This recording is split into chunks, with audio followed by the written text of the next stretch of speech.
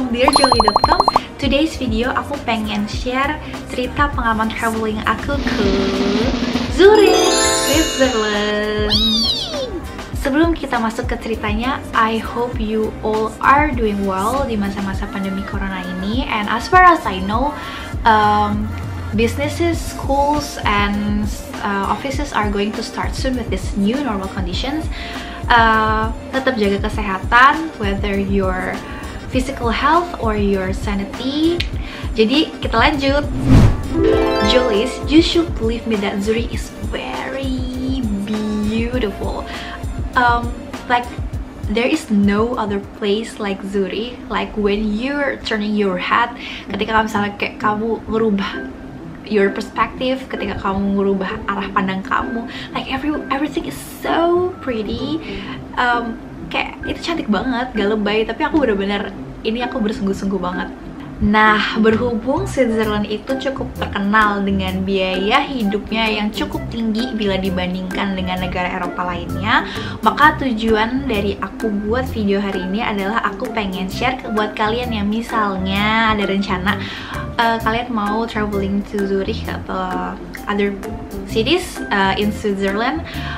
Aku pengen kasih gambaran dan tips kira-kira kayak kamu kalau mau pergi kemana aja, terus makannya gimana, transportasinya gimana, nginep di mana, sampai dengan estimasi biaya per hari yang mungkin kalian akan habiskan di sana. Jadi untuk preliminary information nih sebelum aku masuk ke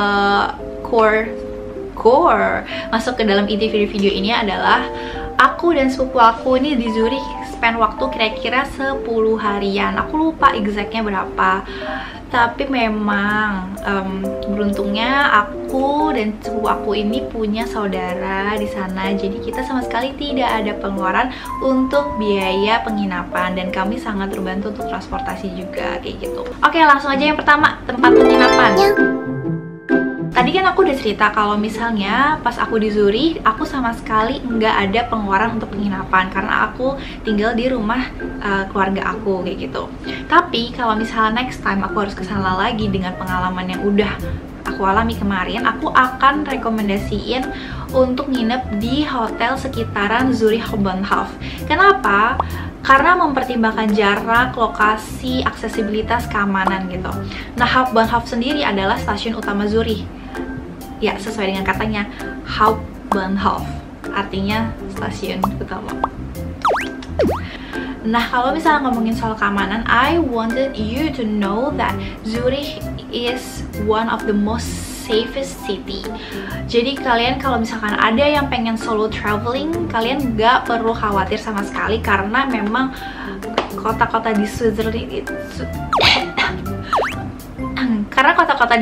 itu emang terkenal dengan tingkat keamanan yang tinggi gitu. Orang standar hidupnya jadi tinggi, masa keamanannya enggak. Tapi bukan berarti kalian terus nggak hati-hati juga ya, gitu. Oke, lanjut yang kedua. Yang kedua adalah tempat yang wajib untuk kamu kunjungi ketika kamu ke Zurich. Ini termasuk juga kegiatan ya yang bisa kalian lakuin. Pertama, Old Town Zurich. Nah, Old Town Zurich ini sebenarnya lokasi cukup luas. Jadi tuh dia itu ada di sepanjang jalan namanya Niederdorf, Rathaus, sama Oberdorf kayak gitu. Ini aku punya contekan di sini, jadi mata aku agak kesini tuh. Nggak mungkin dong aku nggak nyontek. Nah, Old Town Zurich ini sebenarnya located in the heart of the city Zurich. Dan Old Town Zurich ini kayak kalau di Jakarta seperti kayak kota tua ya, tapi ya beda dong, beda banget. Jadi in this old town, you will find a lot of tourism proposed places. Intinya itu adalah, maksud aku adalah tempat yang memang diperuntukkan untuk tourism. Pokoknya kalian bakal nemu tempat-tempat yang lucu, kafe-kafe yang lucu, terus habis itu barang-barang yang dijual juga so gemes kayak gitu. Dan salah satu toko yang aku masukin yang benar-benar menarik perhatian aku adalah namanya TKV Schwarzenbach Zurich. I'm sorry if I had a mistaken in pronunciation, but correct me if I'm wrong, please. Kenapa? Menarik banget, lihat dong bangunannya kayak oldies and brown, a lot of wood, very classic, very European. So pretty. Tempat yang wajib yang kedua kalian kunjungin adalah Lindenhof Hill Zurich. Why? Ini hill atau bukit ini terkenal banget. Jadi kayak ini sebenarnya bukit udah tua, udah lama. Jadi when you are there, kalian bisa lihat pemandangan kota Zurich dari atas, like it's very beautiful.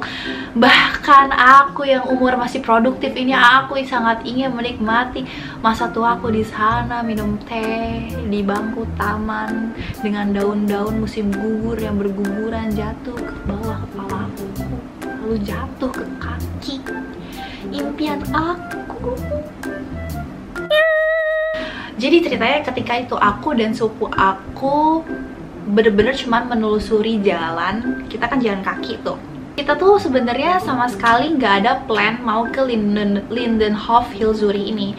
Tapi we just let our feet take us wherever they want to go kayak gitu. Tiba-tiba kita nyampe di sana dong, and we were very happy karena like ini gitu, dia ini yang the famous hill di Zurich, dan kita sama sekali nggak ada plan untuk kesini, tapi ternyata kita nyampe sini kayak gitu. And it was a very happy moment. I didn't take a video or picture there by camera. I used my phone and upload it in Instagram stories. So here it is.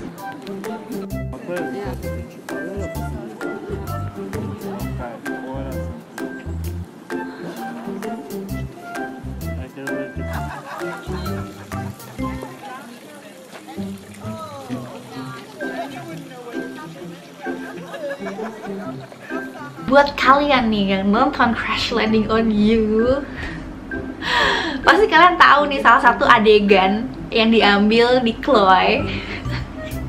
Jadi ngomongin drakor. Jadi pas aku nonton Chloe, aku tuh baru sadar kalau misalnya, kok jadi kayak begini ngomongnya. Maksudnya aku baru sadar kalau misalnya si Lindenhof Hill Zurich ini dipakai untuk jadi tempat shoot di setiap pembukaan klip episodenya itu loh. Kalian tahu nggak sih? Tahu kan? Nih aku selipin. Dan adegan ini lagi nih yang pas zaman-zamannya Yoonseri, zaman-zamannya Yoonseri lagi halu gara-gara dia stres kangen sama Lee Chong Yok. Dia sampai dia halu, dia kira si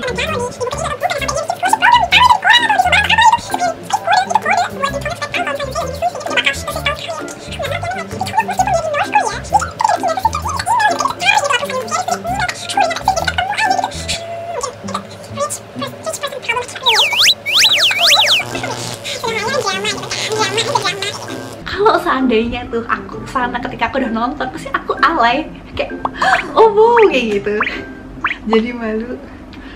Lanjut yang ketiga adalah Lake Zurich. Lake Zurich ini aduh indah banget. Sebenarnya Lake Zurich ini panjang gitu, dia tuh panjang banget. Jadi kayak kalian tuh sebenarnya bisa berada di spot-spot yang berbeda, padahal kalian tuh masih di Lake Zurich gitu. Nah pokoknya ketika aku di sana itu aku tuh dapat 2 kali spot untuk menikmati Lake Zurich. Salah satu yang paling terkenal itu namanya adalah Bootsbergmietung Lago Zurich. Ya pokoknya nih aku tulis ya, Bootsbergmietung Lago Zurich. Aku nggak bisa pronounce-nya, jadi mohon maklum. Nah kalau misalnya kalian di sana nih, aku punya tips untuk kalian bisa menikmati dengan maksimal. Kalian coba deh siapin perbekalan gitu, terus habis itu buku gitu, buku perbekalan. Terus habis itu kalian udah tuh duduk di pinggir danau. Terus kalian makan bekal kayak baca buku sambil ngeliatin bebek-bebek yang lagi nyari makan sampai pantatnya jengking-jengking kebalik gitu kayak.